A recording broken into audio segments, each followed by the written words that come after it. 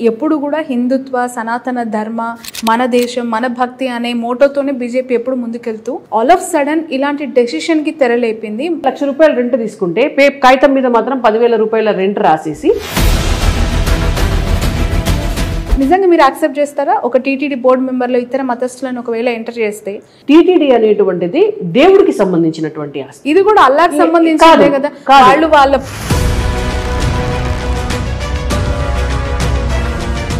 వాళ్ళు ఈ భూములన్నీ అమ్మి యూటిలైజ్ చేసుకోవటానికి ప్రయత్నం చేస్తున్నారు అని చెప్పి చాలా మంది మాట్లాడుతున్నారు. పేద ముస్లింలకు దక్కాల్సినవన్నీ కూడా మీరు దోపిడీ చేస్తే చూసుకుంటూ ఊరుకుంటారా? తెలంగాణ బీజేపీ అధికారంలోకి వచ్చేది పోయింది సంజయ్ గారు లేకపోవడం వల్ల అంటున్నారు. కొన్నిసార్లు కొన్ని జరుగుతాయి. ఓడిపోవడానికి ఛాన్స్ లేదు, మేమే కొట్టబోతున్నాము హైదరాబాద్ గడ్డపై అంటారు కాషాయ జెండా. ఈసారి ముస్లిం ఓట్ బ్యాంక్ కూడా మాకు వస్తుంది ఓల్డ్ సిటీలో. హాయ్ హలో నమస్తే, welcome to Cube TV network. This is your Shravani journalist. చట్టసభలో 2 రోజుల పాటు కొనసాగిన వర్ఫ్ అమెండ్మెంట్ బిల్లుకి సంబంధించిన డెవలప్మెంట్స్ మనం చూసాము. రాష్ట్రాలకి కేంద్రం అవకాశం ఇవ్వబోతుందా? వర్క్ ఆస్తులు అమ్ముకునే దిశగా ఏర్పాట్లు చేయబోతుందా? అసలు ఇంత స్థాయిలో దేశవ్యాప్తంగా ఓట్ బ్యాంక్ కన్సల్టేషన్కి బీజేపీ ఎందుకు తెరదీసింది? అది కూడా ఈ సమయంలో 1 నేషన్ 1 ఎలక్షన్స్లో భాగంగానే ప్రతి చట్టాన్ని ఇలా సవరణ చేసుకుంటూ వెళ్తుందని విపక్షాలు ఒకవైపు దుయ్యబడుతున్నాయి. ఎంఐఎం ప్రతులను చెంచేసింది లోక్సభలో. అసలు ఎలా చూస్తోంది ఇంటర్నల్గా? వాళ్ళు ఓన్లీ హిందూ ఎజెండాగానే బీజేపీ వెళ్ళబోతుందో? ఇవన్నీ వివరాలు మాట్లాడదాం. ప్రస్తుతం నాతో పాటు ఉన్నారు బీజేపీ సీనియర్ స్పోక్స్ పర్సన్ రాణి రుద్రమ గారు. మనందరికీ తెలుసు, MLA, contested MLA from Sircilla. నమస్తే అండి, thank you so much for your valuable time. నమస్తే. సిరిసిల్ల నుంచి పోటీ చేసిన తర్వాత చాలా యాక్టివ్గా మీరు ప్రతి అంశం పైన మాట్లాడుతూ ఉంటారు, అనేక ఇష్యూస్లో మీరు పార్టిసిపేట్ చేస్తూ ఉంటారు. ఈ మధ్య కొంచెం మీడియాలో కనిపించడం తగ్గించారా, లేదంటే సిరిసిల్లలోనే ఎక్కువగా ఉండి అటు ఏమైనా గ్రౌండ్ రియాలిటీస్ కోసం వెళ్తూ వస్తూ ఉన్నారా? లేదు, అట్లా లేదు. మా అమ్మగారి ఆరోగ్యం బాగాలేకపోయిండే, సో తను లాస్ట్ మంత్ చనిపోయారు. సో ఈ 5-6 మంత్స్ అంతా కూడా ఎక్కువగా డిస్టర్బెన్సెస్ అమ్మతో స్పెండ్ చేయటము అట్లా ఉండేసరికి ఎక్కువ పార్టీ ఏమంటారు ఆఫీస్ రావటం కానీ లేదంటే ఈ కార్యక్రమాల్లో పాల్గొనడం కానీ కొంచెం తగ్గింది. అది ఎక్కువ లేదు. అంటే ఇప్పుడు మళ్ళీ యాక్టివ్ అయ్యారు, వర్క్లోకి వచ్చేసి ఫైర్ బ్రాండ్ మళ్ళీ కంబ్యాక్ అయ్యారా?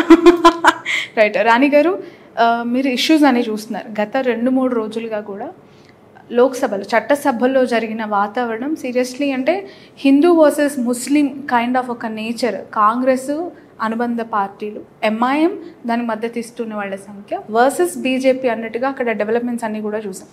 ఎందుకు బీజేపీకి ఇప్పుడే తక్షణమే వర్క్ బోర్డ్ అమెండ్మెంట్ని సవరణ చేయాలనిపించింది? ఎందుకు దాంట్లో కొత్త నియమాలు పెట్టాలి, రీస్కెడ్యూల్ చేయాలని నిర్ణయం తీసుకుంది? యాక్చువల్గా ఇది all of A sudden single day రోజు చేసింది కాదండి. వాస్తవంగా మీరు కూడా చూశారు, దాదాపుగా 1 సంవత్సర కాలం నుంచి వక్ఫ్ బిల్ ఏదైతే ఉందో దాంట్లో ఒక అమెండ్మెంట్ తీసుకురావాలి, దాంట్లో మార్పులు చేర్పులు చేసి పేద ముస్లింలకి లాభం జరిగే విధంగా ఆ బిల్లులో మార్పులు సవరణలు చేయాలి అనేటువంటి ఉద్దేశంతో మొత్తం యావత్ భారతదేశంలో కూడా సెంట్రల్లో ఒక కమిటీని వేయటం జరిగింది. అన్ని రాష్ట్రాలకి ఆ కమిటీ వెళ్ళటం జరిగింది. అందరి అభిప్రాయాలను తీసుకోవడం జరిగింది. అందులో అన్ని రాజకీయ పార్టీలు, అన్ని మత సంస్థలు, ఇండివిజువల్స్ కూడా, ఈవెన్ ఇండివిజువల్స్ కూడా వాళ్ళ ఒపీనియన్స్ చెప్పొచ్చు. అందరి అభిప్రాయాలను తీసుకొని అన్ని పరిగణలోకి తీసుకున్న తర్వాతనే బిల్లులో చేయవలసినటువంటి మార్పులు చేసి ఆ బిల్లును ఇంట్రడ్యూస్ చేసి 2 రోజుల పాటు చర్చకి అవకాశం ఇచ్చి, 1 రోజు లోక్సభలో, 2వ రోజు రాజ్యసభలో ఇచ్చి ఆ తర్వాత బిల్లుని అందరి ఆమోదంతో మెజారిటీ సభ్యుల ఓట్లతోటి మెజారిటీ తోటి బిల్లుని ఆమోదించడం జరిగింది. ఇందులో భారతీయ జనతా పార్టీ ఉన్నప్పుడే అమెండ్మెంట్ ఏం జరగలేదు. గతంలో కాంగ్రెస్ పార్టీ ఉన్నప్పుడు కూడా అమెండ్మెంట్ జరిగింది. బట్ అది వాళ్ళకు అనుకూలంగా చేశారని మీరు ఆరోపిస్తోంది, మీ నాయకత్వం చెప్తోంది కదా. వాళ్ళు ఎంతసేపు కూడా కాంగ్రెస్ పార్టీ ఆలోచన ధోరణి మొదటి నుంచి కూడా ఏంటంటే ముస్లింలకి ఎవరైతే ప్రాతినిధ్యం వహిస్తున్నటువంటి పొలిటికల్ పార్టీస్ ఉన్నాయో ఆ పొలిటికల్ పార్టీస్కి లాభం జరగాలి, వాళ్ళ మద్దతుతో వీళ్ళు అధికారంలోకి రావాలి. ఇంతే వాళ్ళ ఎజెండా, సింగిల్ ఎజెండా. కానీ భారతీయ జనతా పార్టీ ఎజెండా అది కాదు. భారతీయ జనతా పార్టీ ఎజెండా ముస్లిం ప్రజలు ఎవరైతే ఉన్నారో వాళ్ళు కూడా భారతీయులే. మనం ఎట్లా పుట్టినామో భారతదేశంలో వాళ్ళు కూడా అట్లా పుట్టినారు. కాబట్టి వాళ్ళకి డెఫినెట్గా వాళ్ళకి రావాల్సినటువంటి హక్కులు ఏవైతే ఉన్నాయో ఈ వాళ్ళని అడ్డం పెట్టుకొని, అంటే ఆ ఓటు బ్యాంకుని అడ్డం పెట్టుకొని, ఇవాళ ఒక మతాన్ని అడ్డం పెట్టుకొని వాళ్ళని ఆ నిద్రావస్థలోనే ఉంచి వాళ్ళకి విద్యను దూరం చేస్తూ, వాళ్ళకి ఏమంటారు నాణ్యమైనటువంటి వైద్య ప్రమాణాలను దూరం చేస్తూ, వాళ్ళకి ఉపాధిని దూరం చేస్తున్నటువంటి రాజకీయ పార్టీలు ఏవైతే ఉన్నాయో వాళ్ళ నుంచి వీళ్ళకు రావాల్సినటువంటి, వీళ్ళకి అందవలసినటువంటి సౌకర్యాలన్నిటినీ కూడా అందించడం భారతీయ జనతా పార్టీ లక్ష్యం. ఇవాళ ఆ ప్రజలని కాపాడడం అనేటువంటిది భారతీయ జనతా పార్టీ ఉద్దేశం. త్రిపుల్ తలాక్ చూడండి మీరు, ఇవాళ భారతదేశానికి స్వతంత్రం వచ్చిన 74 సంవత్సరాలైనా కూడా త్రిపుల్ తలాక్ని రద్దు చేయాలనేటువంటి ఆలోచన కాంగ్రెస్ పార్టీకి ఎందుకు లేదండి? ఇవాళ మహిళలకి వాళ్ళ జీవితం మీద వాళ్ళకి హక్కు ఉండకూడదా? వాళ్ళు పెళ్లి చేసుకొని వాళ్ళ పిల్లలను కన్న తర్వాత ఒక్కసారి నోటెమ్మట తలాక్ తలాక్ తలాక్ అంటే విడాకులు తీసుకునేటటువంటి చట్టం అనేటువంటిది తప్పు చట్టం కదా అది. కాబట్టి అటువంటి దాన్ని రద్దు చేయడం ద్వారా ఇవాళ ముస్లిం మహిళలకు జీవన భద్రతను కల్పించింది కదా భారతీయ జనతా పార్టీ. ఏది కాదని చెప్పండి, దానివల్ల నష్టం ఉందా ఎక్కడన్నా? కాదని చెప్పండి, ఎక్కడ నష్టం లేదు కదా. ఏ ఒక్క ముస్లిం మహిళనన్నా వ్యతిరేకించమని చెప్పండి, కాదు కదా.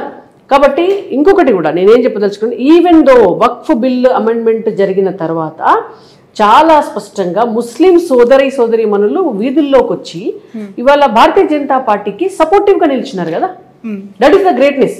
నేను ఎందుకు చెప్తున్నాను అనంటే, ఏదైతే ఇప్పుడు కాంగ్రెస్ పార్టీ అధికారంలో ఉన్ననాడు సచార్ కమిటీ నివేదిక ఇచ్చింది. సచార్ కమిటీ నివేదికను కాంగ్రెస్ పార్టీ ఎందుకు పట్టించుకోలేదు అని మేము క్వశ్చన్ అడుగుతున్నాం ఇవాళ. యాక్చువల్లీ మీరు ముస్లింలలో ఉన్న బడుగు బలహీన వర్గాలు, నిరుపేదలు, వాళ్ళకి న్యాయం అంటున్నారు. ఆ న్యాయం అనేది మీకు అంత స్థాయిలో ఏ అంశాల్లో కనిపించింది? ఎందుకు అనంటే ఎప్పుడు కూడా హిందుత్వ, సనాతన ధర్మ, మన దేశం, మన భక్తి అనే మోటోతోనే బీజేపీ ఎప్పుడు ముందుకెళ్తూ ఆల్ ఆఫ్ సడన్ ఇలాంటి డెసిషన్కి తెరలేపింది. పైపెచ్చు మాకు ముస్లింల సపోర్ట్ ఉంది, నిరుపేదల సపోర్ట్ ఉంది ముస్లిం వర్గాల నుంచి అని అంటున్నారు. ఎలాంటి అంశాల్లో మీకు మద్దతు వస్తుంది అనుకుంటున్నారు ఈ డెవలప్మెంట్లో? 2014లో నరేంద్ర మోడీ గారు ప్రధానమంత్రి అయినప్పటి నుంచి కూడా ఈ రోజు వరకు ముస్లిం ప్రజలకు వ్యతిరేకంగా ఎక్కడన్నా ఒక స్టేట్మెంట్ ఇచ్చారా? ఎక్కడన్నా మీరు చూడండి, ఒక్క స్టేట్మెంట్ ఉందా వాళ్ళకి వ్యతిరేకంగా? లేదు కదా. ముస్లిం సోదరీమణులు ఎవరైతే ఉన్నారో వాళ్ళకి కూడా న్యాయం జరగాలి. ఇన్నాళ్ళు వాళ్ళని ఒక మతం భ్రమలో పెట్టి వాళ్ళకి అన్యాయం చేసినటువంటి పార్టీల నుంచి వాళ్ళకి న్యాయం జరగాలనేటువంటిదే నరేంద్ర మోడీ గారి లక్ష్యం, భారతీయ జనతా పార్టీ లక్ష్యం కూడా. వాళ్ళు కూడా సామాన్య ప్రజలే కదా, సాధారణ ప్రజలకు ఎప్పుడు కూడా మేము వ్యతిరేకం కాదు. అయితే మీకు చాలా స్పష్టంగా మీకు చెప్తాను, ఈ దోపిడీ వెనుక అసలు కాంగ్రెస్ పార్టీకి ఎంఐఎంకి ఉన్నటువంటి బాధ అంటే ఈ వక్ఫ్ బిల్ అమెండ్మెంట్ జరిగితే వాళ్ళ పీఠాలు కదిలిపోతాయన్న బాధ. మీకు ఒక లెక్క చెప్తాను నేను.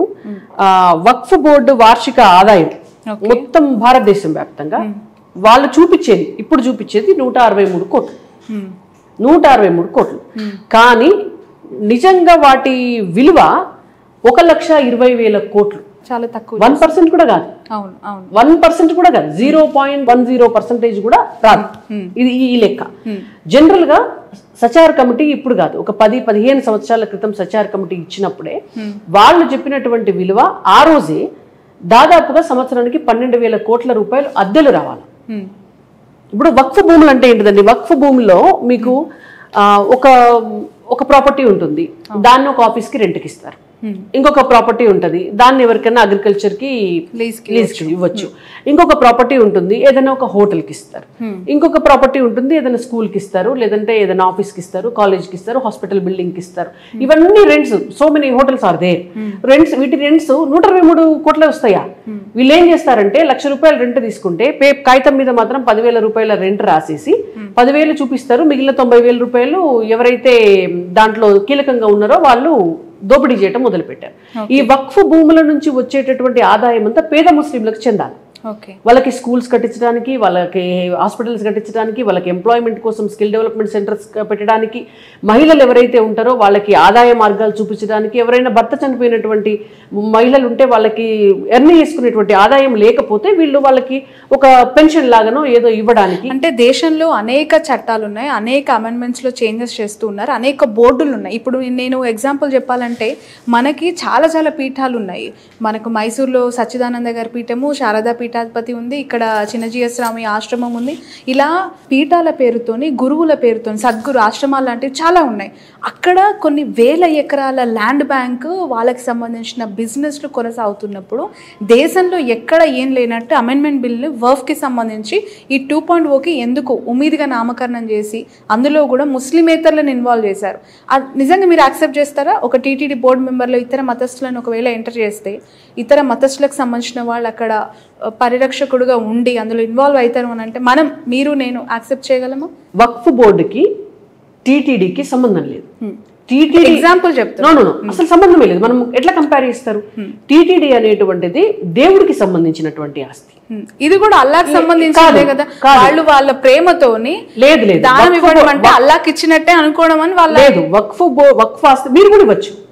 వక్ఫ్ ఆస్తిలో అది కేవలము అల్లాకు సంబంధించినటువంటి దేవుడికో లేదంటే ఒక మసీదుకో సంబంధించినటువంటి ఆస్తి కాదు. అంటే వాళ్ళు కేవలము దానం చేయటం అనేటువంటిది కేవలము పేద ప్రజలకు, ఎవరైతే ముస్లిం మతస్థులు ఉంటారో ముస్లిం మతంలో ఉన్నటువంటి పేదలకి ఆ ఆస్తి అనేటువంటిది, దాని ద్వారా వచ్చే ఆదాయం అనేటువంటిది వాళ్ళకి చెందాలి. అది అది దేవుడి ప్రాపర్టీ కాదది. ఈవెన్ మీకు ఇంకొక విషయం కూడా నేను చెప్తున్నాను. ఫర్ ఎగ్జాంపుల్ మీరు టీటీడీ గురించి తీసుకొచ్చారు. టీటీడీ కింద ఏమైనా స్కూల్స్ కాలేజెస్ నడిస్తే అందులో కేవలం హిందువులే చదువుకోవాలనే రూల్ ఎక్కడ లేదండి. ఎవరైనా వెళ్ళి వేద పాఠశాలకు వెళ్ళి ముస్లిమ్స్ కూడా చదువుకోవచ్చు. ఎంట్రీ ఉంది, అక్కడ ఎంట్రీ ఉంది. అండ్ టీటీడీ లాంటి బోర్డ్స్ లో గవర్నమెంట్ అపాయింట్ చేస్తుంది. టీటీడీ బోర్డుని గవర్నమెంట్ అపాయింట్ చేస్తుంది. ఏ పార్టీ అధికారంలోకి ఉంటే ఆ గవర్నమెంట్ అపాయింట్ చేస్తుంది. అసలు ఉద్యోగులనే యాక్సెప్ట్ చేయలేని బోర్డు అది. ఇక్కడ అలాంటి వర్క్ బోర్డులో ముస్లిమేతరులు, అది కూడా పార్టీలకు అతీతంగా ఇన్వాల్వ్ అవుతారు అని చెప్పి అమెండ్మెంట్ లో చేంజ్ చేసిన లైన్ ఏదైతే ముస్లింలకు ఆగ్రహం తెప్పిస్తుంది. అది దేవుడికి సంబంధించిన విషయం చేస్తారు. అది తప్పు కాదు మీరు అంటున్నారు, అదే తప్పని వాళ్ళు అంటున్నారు. ఇప్పుడు నిజంగా నేను ఒక క్వశ్చన్ అడుగుతున్నా. నిజంగా మీరు గనుక ఎవరైతే ఆ ట్రస్ట్ లో ఇప్పటి నుంచి ఉన్నారో పార్లమెంట్ సాక్షిగా క్వశ్చన్ అడిగారు కదా, అమిత్ షా గారు అడిగారు, కిరణ్ రిజిజు గారు అడిగారు, మా పార్టీ తరఫున మాట్లాడిన ప్రతి ఒక్కరూ అడిగారు. మీరు ఇన్ని సంవత్సరాల నుంచి, ఈ భారతదేశంకి స్వతంత్రం వచ్చిన 74 సంవత్సరాల నుంచి ఈ వక్ఫ్ బోర్డు ద్వారా వచ్చినటువంటి ఆదాయం ద్వారా ఎన్ని స్కూల్స్ కట్టినారు? ఎక్కడన్నా హాస్పిటల్ కట్టినారా? ఎక్కడన్నా ఒక స్కూల్ కట్టినారా? ఎక్కడన్నా మహిళలకు సంబంధించిన ఏదైనా స్కిల్ డెవలప్మెంట్ సెంటర్ పెట్టినారా? లేదు. అంటే ఏం చేస్తున్నారు? అసలు వక్ఫ్ బోర్డు ఆస్తులు ఎన్ని అన్యాక్రాంతమైనవి అంటే మీరు వక్ఫ్ బోర్డు వేరే మతస్థులను ఎలో చేయొద్దు, అధికారులను ఎలో చేయొద్దు, ప్రభుత్వాన్ని ఇంటర్ఫియర్ కానియొద్దు అనేటువంటిది ఒకటి అడ్డం పెట్టుకొని ఇవాళ పేద ముస్లింలకు దక్కాల్సినవన్నీ కూడా మీరు దోపిడీ చేస్తే చూసుకుంటూ ఊరుకుంటారా? కాదు కదా. ఇన్నేళ్లకు అధికారంలోకి వచ్చాక ఎన్ని సంవత్సరాలకు గుర్తొచ్చింది? 1 by 1 చేస్తారు కదా. ఎప్పుడైనా కూడా 1 by 1 చేస్తారు. ఒకటేసారి అన్ని జరగవు. ఇవాళ కాశ్మీర్ ఉంది, కాశ్మీర్ సంబంధించిన 371 ఆర్టికల్ రద్దు. ఆ ఆర్టికల్ రద్దు చేసేటప్పుడు అధికారంలోకి రాగానే నెక్స్ట్ డేనే చేయడం కుదరదు కదా. దానికి ఇట్ టుక్ టైం. ఒక 7-8 సంవత్సరాలు పట్టింది. ఎలా ఆర్టికల్ రద్దు చేసినారు? 1 by 1. ఇవాళ సిఏఏ అమెండ్మెంట్ ఉంది, అది కొంత టైం తర్వాత చేశారు. విమెన్ రిజర్వేషన్ బిల్ ఉంది, అదే చేశారు. 1 by 1 చేసుకుంటూ వస్తారు. అధికారంలోకి రాగానే తెల్లారే జరగాలంటే దీనికి ఒక ప్రొసీజర్ ఉంటుంది కదా. దానికి ఒక ప్రొసీజర్ ఉంటుంది. ఆ సిస్టమ్ ద్వారా చేయాలి. పబ్లిక్ ని కూడా ప్రిపేర్ చేయాలి. వాళ్ళ దగ్గర నుంచి వచ్చినటువంటి అన్ని అవి కూడా తీసుకోవాలి. ఇవన్నీ రాష్ట్ర ప్రభుత్వాలకి వర్ఫ్ భూములపై అధికారం ఇవ్వబోతున్నారా? అంటే రాష్ట్రాలకి ఏమైనా అలాంటి ఆదేశం చేయబోతుందా కేంద్ర బీజేపీ? మొన్న చాలా స్పష్టంగా భారతీయ జనతా పార్టీ మేము చాలా క్లియర్ గా చెప్పడం జరిగింది. అందులో మీకు కమిటీలో ఎవరెవరు ఉంటారు, అనేటువంటి చాలా క్లియర్గా ఇచ్చారు. మొత్తం ఒక లిస్ట్ కూడా ఇవ్వటం జరిగింది. దాంట్లో డిస్ట్రిక్ట్ కలెక్టర్ కూడా ఉంటాడు, దాంట్లో కన్సర్న్డ్ రెవెన్యూ సంబంధించినటువంటి ఆఫీసర్ కూడా ఉంటారు, మీకు ముస్లిమేతరులు కూడా ఉంటారు. ముస్లిం కమ్యూనిటీలో కూడా మీరు క్లెయిమ్ చేసుకుంటున్నారు కానీ కలెక్టర్లు, బ్యూరోక్రాట్స్ కూడా ఇందులో ఇన్వాల్వ్ అయ్యారు అని అంటే ఖచ్చితంగా ఇప్పుడున్న మన పొలిటికల్ సిస్టమే డామినెంట్ సిస్టమ్. పొలిటీషియన్స్ అనేవాళ్ళు బ్యూరోక్రాట్స్ని ఎట్లా శాసిస్తున్నారు అనే దానికి బెస్ట్ ఎగ్జాంపుల్స్ మన కళ్ళ ముందు కనిపిస్తాయి. ఇక్కడ కూడా వర్క్ బోర్డ్కి సంబంధించి బ్యూరోక్రాట్స్ని ఇన్వాల్వ్ చేస్తున్నారు. వాళ్ళ పరిధిలోకి ఈ ఆస్తుల లిస్ట్ అంతా వెళ్ళబోతుంది.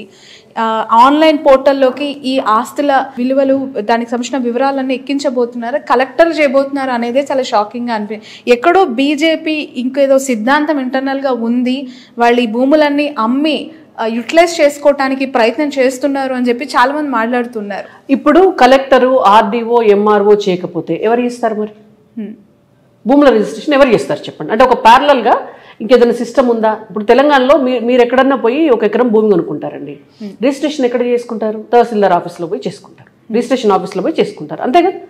అవునా కదా? మీ రిజిస్ట్రేషన్ ఎక్కడ జరుగుతుంది? రిజిస్ట్రేషన్ ఆఫీస్లో పోయి చేసుకుంటారు. మరి వాళ్ళ వక్ఫ్ భూములన్నీ కూడా డిజిటలైజేషన్ చేసి, అసలు రిజిస్ట్రేషన్ లేని భూములు చాలా ఉన్నాయి, అవి అన్యాక్రాంతం అయిపోతున్నాయి. మీకు డిజిటలైజేషన్ చేయటం ద్వారా లాభమే కదా. మీకు ఆన్లైన్లో కనిపిస్తుంది, భూముల వివరాలన్నీ కూడా ఆన్లైన్లో కనిపిస్తాయి. అవి అన్యాక్రాంతం కాకుండా కాపాడుకోవచ్చు. వాటి నుంచి వచ్చేటటువంటి ఆదాయం ముస్లిం పేదలకు చెందుతుంది. ముస్లిం ప్రజలు కూడా వెళ్ళి చాలా స్పష్టంగా అడగచ్చు, ఇగో ఇది వక్ఫ్ ప్రాపర్టీ, ఈ ప్రాపర్టీ నుంచి ఇంత ఆదాయం వస్తుంది, దీన్ని మేము వాడుకుంటాము అని వాళ్ళు డైరెక్ట్ గా క్లెయిమ్ చేసుకోవచ్చు కదా. ఇప్పుడు ఆడిటింగ్ లేకపోతే బాధ, కానీ ఆడిటింగ్ జరిగితే అండ్ ఇంకా కలెక్టర్ స్థాయిలో జరిగితే ఎవరైనా అక్కడ లోకల్లో ఉన్నటువంటి ముస్లిమ్స్ అంతా వెళ్ళి కలెక్టర్ దగ్గర కూర్చోవచ్చు. ఓకే, సో ఇప్పుడు చాలా మంది వక్ఫ్ భూముల్లో ఇల్లు కొనుక్కున్న వాళ్ళు, అక్కడ ఆల్రెడీ నిర్మించుకొని ఈ ఇష్యూస్, లీగల్ ఇష్యూస్ వల్ల ఇబ్బంది పడుతున్న వాళ్ళు ఎవరైనా సరే ఈ వర్క్ అమెండ్మెంట్ రివైజ్ తర్వాత వాళ్ళకు క్లియర్గా ఇన్స్ట్రక్షన్స్ ఇవ్వబోతోందా కేంద్ర ప్రభుత్వం? వాళ్ళు అవి తిరిగి, అంటే ఇప్పుడు ముఖేష్ అంబానీ గారి ముంబై ఇల్లు యాంటిలినా దాని పరిధిలోకే ఉంది, లీగల్గా ఇష్యూస్ ఉన్నాయి, మన చార్మినార్కి సంబంధించి తాజ్మహల్, ఇట్లా చాలా మన హెరిటేజ్ స్ట్రక్చర్స్ కూడా సివిల్ ఇష్యూస్, లీగల్ ఇష్యూస్ ఉన్నాయి అని చెప్పి తెలుస్తుంది. అవన్నీ కూడా ఇప్పుడు క్లియర్ అవబోతున్నాయా? ఇప్పుడు చూసారా, మీరే అన్నారు మొత్తం లీగల్ ఇష్యూస్ ఉన్నాయి అని. ఎందుకు వచ్చాయి లీగల్ ఇష్యూస్ అన్ని? ఎందుకు వచ్చాయి అంటే వాటికి లెక్క పత్రం లేదు, వాటికి ఎక్కడ రిజిస్ట్రేషన్స్ ప్రాపర్గా లేవు, వాటి వివరాలు డాక్యుమెంటేషన్ చేయబడలేదు, వాటి వివరాలు ఆన్లైన్లో లేవు కాబట్టే కదా ఈ ప్రాబ్లం అంతా ఇష్యూ అయింది. దాన్ని అట్లా వదిలేస్తే రేపు ఎక్కడ కూడా వక్ఫ్ ప్రాపర్టీ దొరకకుండా ఎక్కడిదక్కడ కబ్జాలు పెట్టేస్తారు కదా. ఇవాళ రేపు ఏం జరుగుతుంది? ఒక 6 నెలల టైం ఇచ్చింది కదా central government as per this amendment bill. ఈ 6 months లో ఎక్కడెక్కడ వక్ఫ్ ప్రాపర్టీస్ ఉన్నాయి, ఏవి లిటిగేషన్స్ లో ఉన్నాయి అనేది మొత్తం తీస్తారు కదా. లింక్ డాక్యుమెంట్స్ తీస్తారు. లింక్ డాక్యుమెంట్స్ తీస్తే ఆటోమేటిక్ గా తెలిసిపోతుంది అది. సో ఒక అంచనా వస్తుంది అసలు ఏది ఎన్ని ఉన్నాయి, ఎన్ని పోయినాయి, అన్యాక్రాంతం. మీకు తెలంగాణలోవి నేను చెప్తాను. తెలంగాణలో 77,538 ఎకరాలండి వక్ఫ్ భూమి.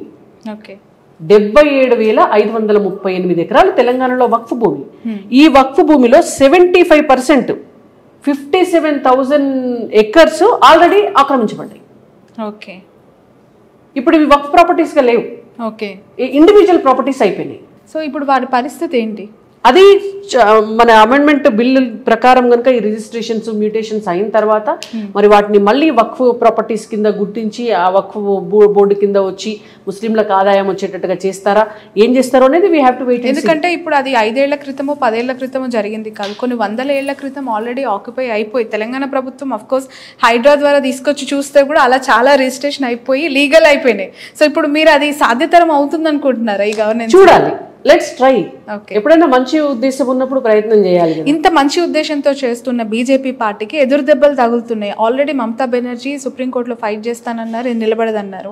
కాంగ్రెస్ పార్టీకి చెందిన చాలా మంది సుప్రీంకోర్టులో సవాల్ చేస్తూ అక్కడ కేసెస్ పిలిచేస్తూ ఉన్నారు.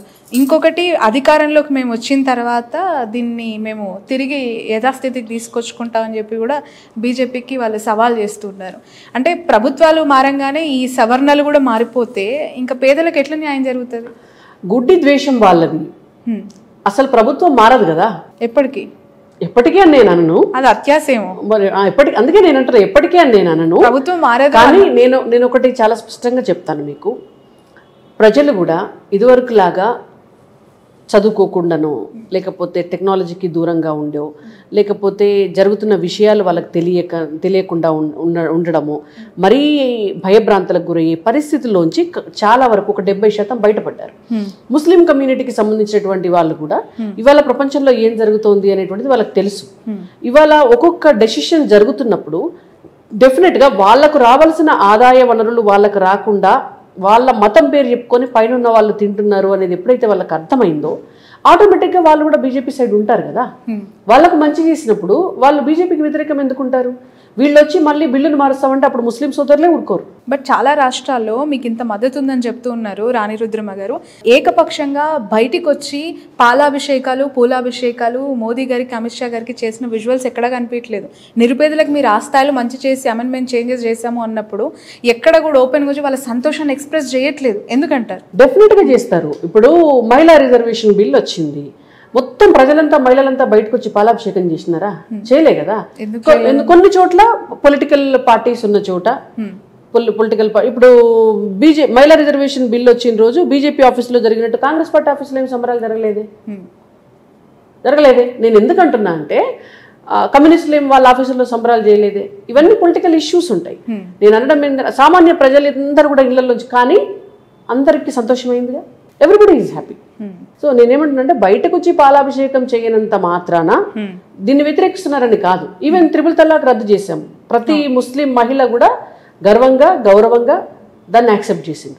కానీ బయటకు వచ్చి ఏం పాలాభిషేకాలు చేయలేదు. ఈ మధ్య కాలంలో సోషల్ మీడియా డిజిటల్ మీడియా ఎలా స్టార్ట్ అయిందండి? సెల్ఫీ వీడియోలో పెట్టొచ్చు, సంతోషాన్ని ఎక్స్ప్రెస్ చేయొచ్చు, వాళ్ళ హ్యాపీ. అది వాళ్ళకుండే కుటుంబాల్లో ఉండేటటువంటి నియంత్రణ ఉండి ఉండొచ్చు, వాళ్ళకి కొంత భయం ఏమైనా ఉండొచ్చు, డిపెండ్స్. ఎవరి భయం ఉండొచ్చు అనుకుంటున్నారు? అట్లా నేను అనను. అంటే అందరూ బయటకు వచ్చి ఒకే రీతిలో ఎక్స్ప్రెస్ చేయాలని మనం ఎక్స్పెక్ట్ చేయకూడదు. Okay right. ఈ వర్క్ అమెండ్మెంట్ చేంజెస్, ఈ రివైజేషన్ యాక్ట్కి సంబంధించి రాబోయే జిహెచ్ఎంసీ ఎలక్షన్స్లో బీజేపీ పైన ఏ విధంగా దెబ్బ కొట్టబోతుంది? ఎందుకు అని అంటే ఈసారి మేయర్ పీఠం కైవసం చేస్తున్న దిశగా బీజేపీ ప్రయత్నాలు చేస్తుందంటున్నారు. ఈసారి మాదే మేయర్ అంటారు. ఈసారి ఖచ్చితంగా ఓడిపోవడానికి ఛాన్స్ లేదు, మేమే కొట్టబోతున్నాము హైదరాబాద్ గడ్డపై అంటారు కాషాయ జెండా. ఎలా చూడాలి? డెఫినెట్గా ఈ బిల్లు వల్ల పేద ముస్లింలకి లాభం. ఈసారి ముస్లిం ఓటు బ్యాంక్ కూడా మాకు వస్తుంది. ఎక్కడ? హైదరాబాద్ ఓల్డ్ సిటీలో వస్తుంది. ఓల్డ్ సిటీలోనే కదా ఎక్కువ ముస్లిం సోదరులు ఉన్నది, వాళ్ళే మా కోట్లు వేస్తారు. మీరు ఇన్ని చేంజెస్ చేసినప్పుడు మన ఎంపీ ఎలక్షన్స్ లోనే మీకు వచ్చిన రిజల్ట్ కనిపిస్తోంది, మా ఓట్ బ్యాంక్ పెరిగింది కదా. మీరు ఒక విషయం గుర్తుపెట్టుకోండి, ఇప్పుడు సపోజ్ నాన్ ముస్లిం కాన్స్టిట్యున్సీస్ ఉన్నాయి, నాన్ ముస్లిమేతర ముస్లింల జనాభా తక్కువ ఉన్న నియోజకవర్గాలు ఉన్నాయి. అక్కడ కూడా బీజేపీకి ఏ స్థాయిలో అయితే గ్రోత్ ఉందో మీకు ఓల్డ్ సిటీలో కూడా అదే స్థాయిలో గ్రోత్ ఉంది. మేము ఎక్కడ వెనకబడ్డాం? ఇప్పుడు ఓల్డ్ సిటీలో కనుక రాష్ట్రం అంతా మాకు ఇంప్రూవ్మెంట్ ఉండి మాకు ఓల్డ్ సిటీలో కనుక ఇంప్రూవ్మెంట్ లేదనుకోండి, మీరు ఆ మాట మాట్లాడాలి. కానీ మాకు రాష్ట్రం అంతా ఏ పర్సంటేజ్లో అయితే ఓటు బ్యాంక్ పెరిగిందో ఓల్డ్ సిటీలో కూడా అదే పర్సంటేజ్లో ఓటు బ్యాంక్ పెరిగింది కదా. ఈసారి ఎట్టి పరిస్థితుల్లో బీజేపీకి అవకాశం లేదు. వెనకున్న బీఆర్ఎస్, ముందున్న కాంగ్రెస్ పార్టీ ఖచ్చితంగా యాక్టివ్ అయ్యి ఎంఐఎం జెండా, ఎంఐఎం మేయర్ సీట్ని కైవసం చేసుకోబోతుంది అనే వాళ్ళకి బీజేపీ నుంచి యాజ్ ఎ స్పోక్స్ పర్సన్గా మీ ఆన్సర్ ఏంటి? ఇప్పుడు వెనకున్న బీఆర్ఎస్, ముందున్న కాంగ్రెస్, ఇవి రెండు బూర్బుటాని దొంగలని వాళ్ళకి ముస్లింలకు కూడా అర్థమైంది. ఇవాళ వాళ్ళు కూడా ఎంఐఎం ఆధిపత్యం వల్ల మేము నష్టపోతున్నాం అనే దాంట్లో వాళ్ళు కూడా వచ్చినారు. ఇవాళ కామన్ పీపుల్ కూడా కాంగ్రెస్లో బీఆర్ఎస్లో ఉన్నటువంటి కార్యకర్తలకు కూడా ఇవాళ ఎంఐఎంను అడ్డం పెట్టుకొని వీళ్ళు ఇటువంటి రాజకీయాలు చేస్తున్నారు అనేటువంటిది అందరికీ అర్థమైంది. సో భారతీయ జనతా పార్టీ వస్తే నరేంద్ర మోడీ గారి నాయకత్వంలో భారతదేశం జరుగుతున్నటువంటి అభివృద్ధిని వాళ్ళు చూస్తున్నారు. ఇవాళ ఇక్కడ కూడా చూడండి మీరు, కిషన్ రెడ్డి గారి నాయకత్వంలో మేము 8 ఎమ్మెల్యే స్థానాలు, 8 ఎంపీ స్థానాలు, లేటెస్ట్గా రీసెంట్గా 2 ఎమ్మెల్సీస్, గతంలో సంజయ్ గారు ఉన్నప్పుడు ఒక ఎమ్మెల్సీ వచ్చింది. అప్పుడు మేము జిహెచ్ఎంసీలో అన్ని సీట్లు వచ్చినాయి, ఎవరు ఊహించకుండా దాదాపు ఫిగర్ టచ్ అవుతుందా? మేము మేయర్ సీట్ ని కైవసం చేసుకోబోతున్నాం. బట్ రియాలిటీ అలా అనిపించట్లేదు ఆఫ్టర్ దిస్ అమెండ్మెంట్. లేలే, మీకు రియాలిటీ మొన్న 2 ఒక గ్రాడ్యుయేట్ ఎమ్మెల్సీ, ఒక టీచర్ ఎమ్మెల్సీ వస్తుందని ఎవరన్నా? మేము జిహెచ్ఎంసీ గురించే చెప్తున్నాను మీకు. మీరు చూడండి, రేపటి నాడు స్థానిక సంస్థల ఎమ్మెల్సీ కూడా హైదరాబాద్ మేము గెలిచినా మీరు ఆశ్చర్యపోవాల్సిన అవసరం లేదు. కానీ ఖచ్చితంగా గెలుస్తామని చెప్పట్లేదు. అంటే ఐఎమ్ నాట్ ఏ ఆస్ట్రాలజర్ కదా, అంటే మనం ఖచ్చితంగా గెలుస్తాం అనేది మనం చెప్పలేము ఎప్పుడు కూడా రాజకీయాల్లో. ఎవరు కూడా, ఈవెన్ మోడీ గారు పోటీ చేసినా, ఎవరు పోటీ చేసినా కూడా అది ప్రజల ఆశీర్వాదం. ఎందుకంటే ఈ స్థాయిలో చట్ట సవరణలు చేసుకుంటూ ఇంత పెద్ద సెన్సేషనలిజం తెరదీసిన పార్టీకి వన్ సైడెడ్ గా మద్దతు రావాలి, వస్తుందేమో, wait and see. Right. So okay, ఏం జరుగుతుంది? ఇంకా మరికొన్ని రోజుల్లో తమిళనాడు ఎలక్షన్స్ జరగబోతూ ఉన్నాయి. సౌత్లో బీజేపీ పాకవేయాలని ప్రయత్నాలు ఒకవైపు, అక్కడ అన్నమలై రిజైన్ని ఎలా చూడాలంటారు? చెప్పినారు కదా, వారు టర్మ్ అయిపోయింది కాబట్టి వారు రిజైన్ చేశారు. ఇప్పుడు భారతీయ జనతా పార్టీలో ఒక సిస్టమ్ ఉంటుంది, ఇది కుటుంబ పార్టీ కాదు. ఒక టర్మ్ ఒక 2 సంవత్సరాలు ఒకరికి అవకాశం ఇస్తారు, కాకపోతే ఒక 5 నెలలో 6 నెలలో అటు ఇటు ఉంటుంది. తర్వాత డెఫినెట్ గా ఇంకొక కొత్త అధ్యక్షులు రావాల్సింది, ఎవరున్నా రావాల్సింది, మారాల్సిందే. కాబట్టి డెఫినెట్ గా వారి టర్మ్ అయిపోయింది, వారు రిజైన్ చేశారు. బట్ సౌత్ తో కంపేర్ చేసినప్పుడు నార్త్ తో చాలా పొలిటికల్ అఫిలియేషన్స్, చాలా డిఫరెన్సియేషన్ ఉంటుంది పొలిటికల్ సిస్టంలో. సౌత్లో ఒక వ్యక్తిని చూసి ఒక లీడర్గా ఎమర్జ్ అయిన లీడర్కి మద్దతు తెలపటం, వాళ్ళని చూసి పార్టీని గెలిపించడం అనేది మనకి చరిత్ర చెప్తున్న సాక్ష్యం. ఇక్కడ అఫ్కోర్స్ రేవంత్ రెడ్డి గారు, అఫ్కోర్స్ కేసీఆర్ గారు, అఫ్కోర్స్ కాంగ్రెస్లో రాజశేఖర్ రెడ్డి గారు హయ్యాం, ఇలా మనం చూస్తూ వచ్చాం. మీకు తెలుసు మీ పార్టీ జాతీయ రాష్ట్ర అధ్యక్షుడిగా బండి సంజయ్ గారు ఎంత హైప్ క్రియేట్ చేశారు రాష్ట్రంలో. ఆయన ఉన్నప్పుడు పార్టీ ఎంత యాక్టివ్గా ఉంది అనేది కూడా మీరు చూసారు. ఈ రీసెంట్గా ఇప్పుడు ఎలక్షన్స్ ముందు అన్నమలై రిజైన్ అనేది అది నెగిటివ్ ఇంపాక్ట్ క్రియేట్ చేయదా సౌత్లో? అట్లా ఏముండదు, అవన్నీ అపోహలే ఉంటాయి తప్ప అట్లా ఏముండదు. వారి టర్మ్ అయిపోయింది, వారిని మారుస్తారు. ఇప్పుడు సంజయ్ గారిని మార్చారు, మారిస్తే వారిని తీసుకుపోయి సెంట్రల్ మినిస్టర్ చేశారు. దేశానికి వారి సేవలను ఉపయోగించుకుంటున్నారు, అంతే కదా. ఇప్పుడు అన్నామలై గారిని వారి టర్మ్ అయిపోయింది, వారి సేవలు ఇంకో రకంగా. సంజయ్ గారు తెలంగాణ బీజేపీ అధికారంలోకి వచ్చేది పోయింది సంజయ్ గారు లేకపోవడం వల్ల అంటున్నారు. సరే, అంటే నేనేమంటున్నాను అని అంటే కొన్నిసార్లు కొన్ని జరుగుతాయి. సో వాటికి ఏదైనా కారణం అయి ఉండొచ్చు. కానీ పార్టీ ఒక నిర్ణయం తీసుకున్న తర్వాత కార్యకర్తలుగా మేమందరము కూడా డెఫినెట్గా పార్టీ నిర్ణయానికి తలొగ్గి పనిచేయవలసింది. So how is about groupism in Telangana BJP? అసలు ఏమన్నా గ్రూప్ ఉంటే మీరు అలా చెప్పాలి, మేము ఇలా అడగాలి. ఓపెన్ గా చెప్పండి. ఓపెన్ గా చెప్తున్నాను, ఏ గ్రూప్ లేదు. ఈటల గారి వర్గం, సంజయ్ గారి వర్గం, కిషన్ రెడ్డి గారి వర్గం, ఒకవైపు రాజాసింగ్ గారి అసంతృప్తి, అసమ్మతి ఆయన కొనసాగిస్తూనే ఉన్నారు. ఎక్కడ కట్టడి అవుతుంది? ఎవరు దాని సద్దు? అది స్వేచ్ఛ కదా, అది ప్రజాస్వామ్యం. అది కాంగ్రెస్ చెప్తుంది, బీజేపీకి కాదు. ఇప్పుడు బీజేపీలో కూడా ప్రజాస్వామ్యం ఉంటది.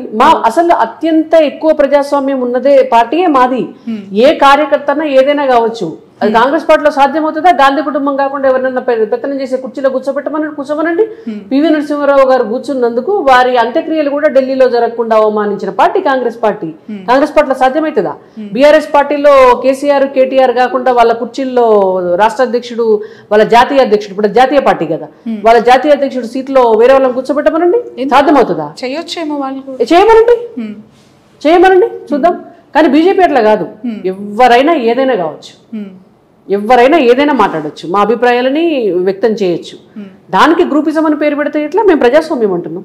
నాయకత్వ సమన్వయ లోపం వల్లనే తెలంగాణ స్టేట్ బీజేపీ ఎక్కడో ఉండాల్సింది ఇలా నిర్వీరంగా, లేదంటే కొంచెం కార్యకర్తలకి దూరంగా, ఒక స్పోర్టివ్నెస్ లేకపోవటం వల్లనే ఇబ్బందులు పడుతుంది అనేది మీ పార్టీ పైన, మీ పార్టీ ప్రధాన నాయకుల పైన ఉన్న అలిగేషన్. దాన్ని ఎలా చూడాలి? అసలు కార్యకర్తల దగ్గరికే మేము పోతున్నాం, మీ దగ్గర కార్యకర్తలు రావట్లేదు. రావాల్సిన అవసరం ఏముంది అంటున్నా నేను. ఇప్పుడు పార్టీ నాయకులు పై స్థాయి నుంచి, రాష్ట్ర అధ్యక్షుల స్థాయి నుంచి జిల్లా అధ్యక్షుల వరకు ప్రతి ఒక్కరు కూడా లోకల్ గా కార్యకర్తల దగ్గరికి వెళ్ళాలి, ప్రజల దగ్గరికి వెళ్ళాలనేది భారతీయ జనతా పార్టీ సిద్ధాంతం. కార్యకర్తలను ఆఫీసుల చుట్టూ తిప్పుకోవాలనేది భారతీయ జనతా పార్టీ సిద్ధాంతం కాదు. నాయకులే వెళ్ళాలి. ఇప్పుడు నెలకు ఒక్క ప్రోగ్రాం పెడతారు, కంపల్సరీ ప్రతి ఒక్కరిని కూడా రాష్ట్ర అధ్యక్షుల వారితో సహా కింది స్థాయి బూతులకు కూడా పంపిస్తారు. ప్రజల దగ్గరికి వెళ్ళి ప్రజలతోటే మాట్లాడమంటారు. మా నాయకులు ఏదన్నా ఊరికి వెళ్తే వెళ్ళి కార్యకర్తల ఇళ్లలో బస చేస్తారు.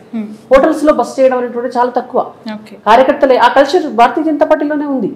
అంటే కార్యకర్తలతో మమేకమయ్యి ప్రజలతో మమేకమై ఉండే పార్టీయే Bharatiya Janata party. Okay, right.